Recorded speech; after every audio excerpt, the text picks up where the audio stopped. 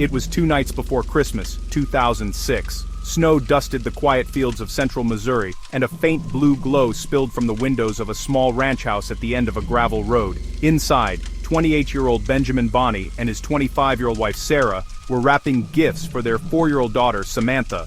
Holiday lights twinkled in the reflection of a framed wedding photo, the two of them smiling, young, devoted, the very picture of ordinary happiness. They didn't know that, miles away, a familiar face was making its way toward them, a man they'd trusted like family, and that before dawn, every ribbon, every unopened toy, every heartbeat in that home would be drenched in unthinkable horror. Welcome back to True Crime After Dark, where we unravel the darkest corners of the human mind and dig into cold truths that should have never been buried. Tonight's story takes us to Missouri, to a Christmas that never came, to a cousin who turned on the people who loved him most, and to a justice system that would spend nearly 2 decades deciding what one man's life was worth. The air that night carried that peculiar December stillness, a hush that comes right before snowfall. Sarah had just finished folding the laundry. Benjamin was setting out cookies for Santa because Samantha had insisted they do it early. They were exhausted from hosting friends, but content. And then the phone rang. It was Brian Joseph Dorsey, Sarah's cousin, 35, friendly, a little rough around the edges but always polite. Sarah had known him since childhood. He'd fallen on hard times recently, dabbling in drugs, bouncing between jobs. But family was family. When he said he was stranded and needed a place to stay the night, Benjamin didn't hesitate. "Tell him to come by," he told Sarah. "It's freezing out there." By the time Brian pulled into the driveway, a cold wind was whipping across the fields. The Bonnie's porch light flickered, casting long shadows across the snow. Brian stepped out of his car carrying nothing but a small duffel bag. Inside was a .22 caliber rifle. He smiled when Sarah opened the door. "Hey cousin," he said, shaking the chill from his jacket. "You got room for one more?" Sarah hugged him. "Of course, you look awful. Come in, warm up." Benjamin poured him coffee. They sat by the tree, the air filled with the faint scent of pine and cinnamon candles. They talked about Christmas plans, family gossip, Brian's supposed new job. Nothing seemed off, except his eyes. Benjamin would later be described as the kind of man who could read people easily. Maybe he noticed something, a tremor, a distance.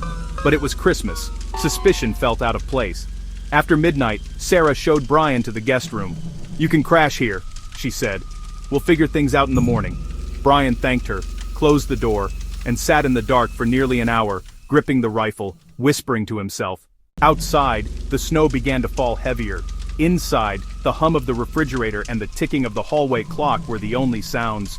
Then came the creak of a floorboard. Benjamin stirred. "You hear that?" he whispered to Sarah. Before either could move, the guest room door slammed open. A flash. 2 shots. A scream that neighbors half a mile away would later describe as a cry that didn't sound human. Sarah tried to run. Brian fired again. The bullet tore through the wall. Plaster dust filled the air. She made it halfway down the hall before he caught her. There was a struggle. Furniture overturned, ornaments shattered, the tree lights flickered and went dark.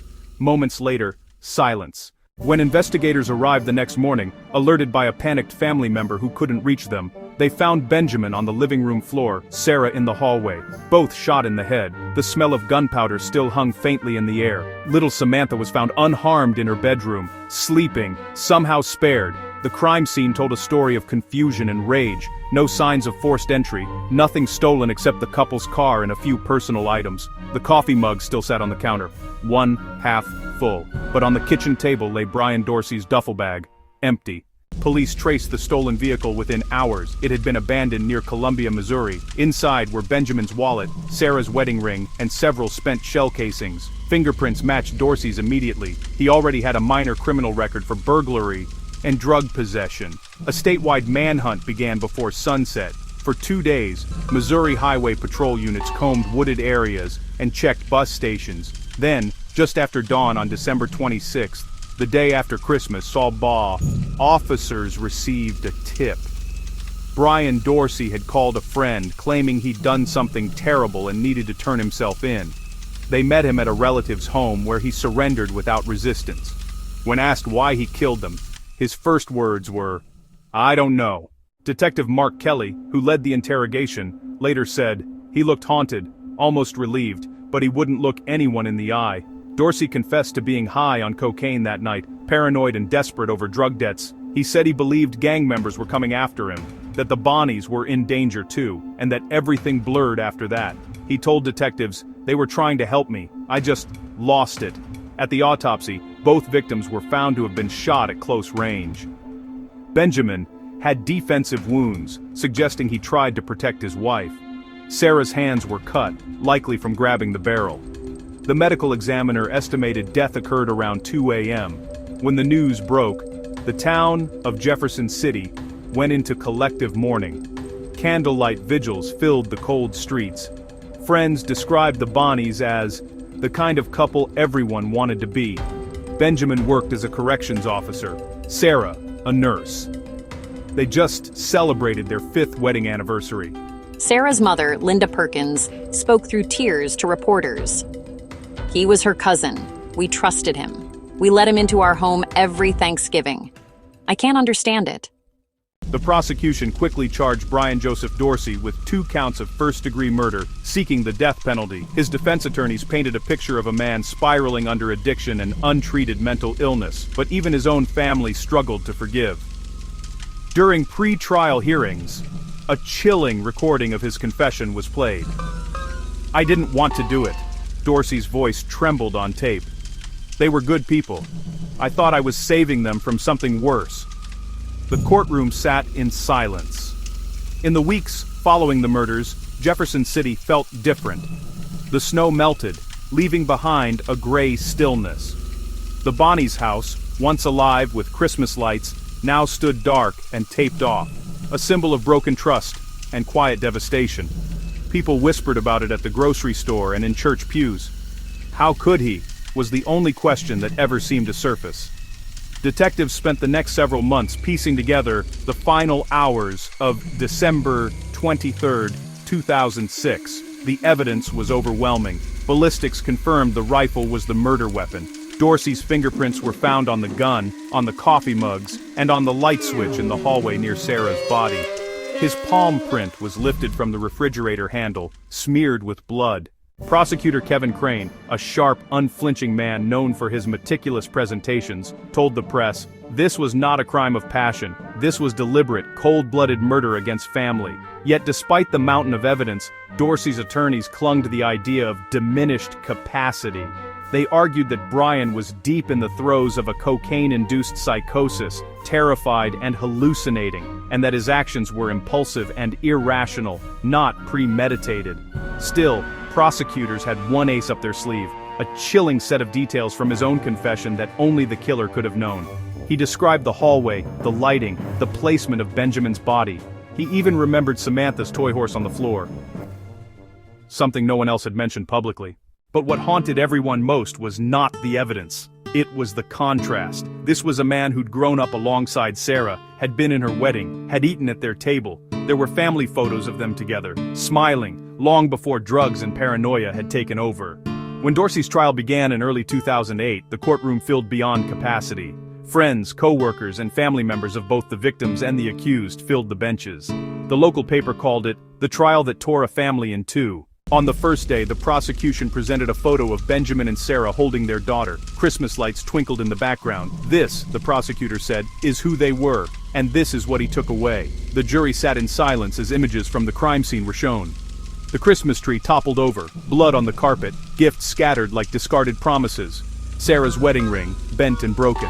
Then came the testimonies. Sarah's mother, Linda Perkins, took the stand first. Her voice trembled, but never broke. "He was like a son to us," she said. Sarah trusted him completely. If she'd known what was coming, she'd still have opened that door. Benjamin's father, Donald Bonney, followed. He was a quiet man, the kind who'd spent his life working with his hands. He looked directly at Dorsey. "You sat at our table," he said softly. "You held my granddaughter, and you took everything from her." The courtroom was silent. Reporters wrote that Dorsey began to shake, his head bowed low, tears streaking his face. But the jury's eyes stayed on the families, on their pain, not his remorse. When the defense called their witnesses, the tone shifted. They brought in psychologists who described Dorsey's deteriorating mental state in the weeks leading up to the crime. Dr. Mary Ellen O'Connor, a clinical psychologist, testified that Dorsey's chronic cocaine abuse caused severe paranoia. He was in a psychotic episode, she said. He perceived threats where there were none. He wasn't capable of rational judgment. But the prosecution dismantled that argument quickly. Prosecutor Crane asked, "Did he know how to drive to their house?" "Yes." "Did he bring a weapon?" "Yes." "Did he flee afterward?" "Yes." Crane's voice lowered. Then he knew what he was doing. The jury members didn't flinch. They scribbled notes as Crane turned back toward them, his tone cold and deliberate. Drug use does not excuse murder, especially not this. Especially not when a 4-year-old girl wakes up to find her parents gone forever. During closing arguments, Crane described the night again in painful detail. The Christmas lights, the laughter, the sudden violence. Brian Dorsey didn't just kill Benjamin and Sarah, he said. He killed Christmas for a little girl. He killed faith in family. The defense countered with pleas for mercy, emphasizing his confession and cooperation. He came forward, attorney Scott McBride said. He didn't run for months. He didn't hide. He turned himself in because he couldn't live with what he'd done. But the jury wasn't moved. After just 4 hours of deliberation, they returned with a verdict. Guilty on both counts of first-degree murder. When the sentence was read, Dorsey stood motionless. He didn't cry. He didn't look at anyone. The judge's words cut through the silence. "You are hereby sentenced to death by lethal injection." A gasp rippled through the courtroom. Sarah's mother closed her eyes. Benjamin's father whispered, "Thank you, God." Outside, snow began to fall again. Soft, slow flakes drifting down onto the courthouse steps, covering footprints and cigarette ashes from the reporters waiting for comment. Missouri hadn't executed many people in recent years, and for a time it seemed the sentence might fade into a permanent appeal, but the wounds of that night never healed. Every Christmas, the families gathered at the cemetery instead of around a tree. Little Samantha grew up with her grandparents, too young to remember the gunshots, but old enough to live with the shadow of what was taken. Years passed, appeals were filed, denied, filed again. Dorsey's defense claimed ineffective counsel, claiming that his original attorneys had pressured him into pleading guilty, but the state stood firm. In 2024, after nearly 2 decades of appeals and petitions, the Missouri Supreme Court upheld the death sentence. And that's when the story, once that began with a cousin seeking help on a cold December night, found its ending inside a sterile room in Bonne Terre, Missouri. After the verdict, the quiet that fell over Jefferson City was unlike anything the community had ever felt.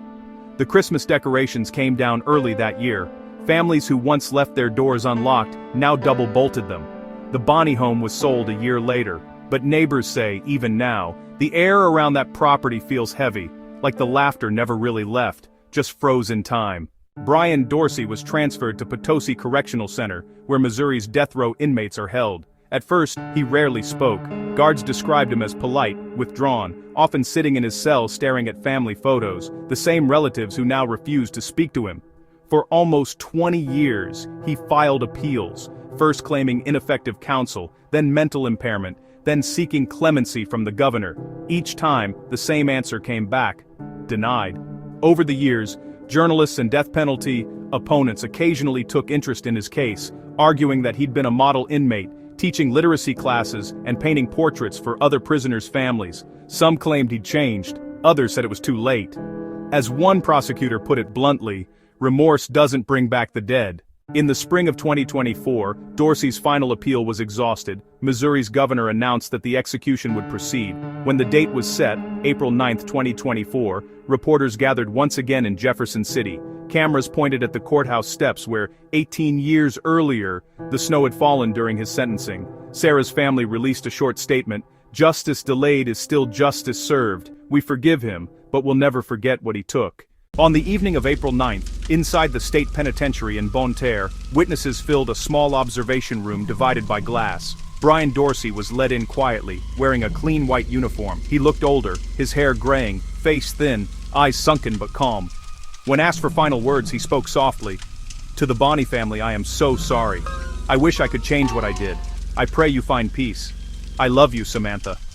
At 6:11 p.m., the lethal injection began. At 6:16, Brian Dorsey was pronounced dead. Outside the prison, Protesters stood in silence. Some prayed, others simply watched the sunset fade behind the barbed wire. The following morning, headlines across the nation read, "Missouri executes Brian Dorsey for 2006 Christmas murders."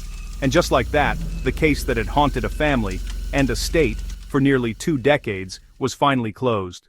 Today, a small headstone sits beneath a maple tree in Hawthorne Memorial Cemetery. The engraving reads, "Benjamin and Sarah Bonney, together forever, 1981-2006. Fresh flowers appear there every December, left by family and by Samantha, now an adult with a quiet strength that mirrors her parents' kindness.